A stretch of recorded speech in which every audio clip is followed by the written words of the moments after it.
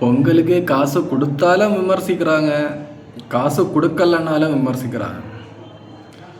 இன்னைக்கு காலையில் வரைக்கும் ஒவ்வொரு கட்சியும் என்ன சொன்னாங்கன்னா, பொங்கலுக்கு மக்களை ஏமாற்றக்கூடாது, 3000 கொடுக்கணும், 5000 கொடுக்கணும், அப்படி இப்படின்னு சொல்லிட்டு ஒவ்வொரு அரசியல் கட்சி தலைவர்களும் பேசினாங்க.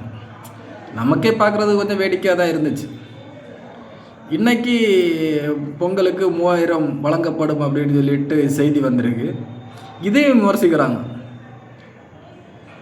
ஓட்டுக்கு எலெக்ஷன் வருது, அதனால 3000 ரூபா கொடுக்குறாங்க அப்படின்னு சொல்லிட்டு இதையும் சில அரசியல் கட்சி தலைவர்கள் விமர்சிக்கிறாங்க. இப்போ பொங்கலுக்கு காசு கொடுக்குறதா கொடுக்கக்கூடாதா? இப்போ கொடுத்தாலும் ஓட்டுக்காக கொடுக்குறாங்க அப்படிங்கிறாங்க. கொடுக்கலன்னா 5000 கொடுக்கணும், 2000 கொடுக்கணும், 3000 கொடுக்கணும், மக்களை ஏமாற்றக்கூடாது அப்படின்னும் இவங்க கருத்து சொல்கிறாங்க. என்னதான் சொல்கிறதுன்னு தெரில.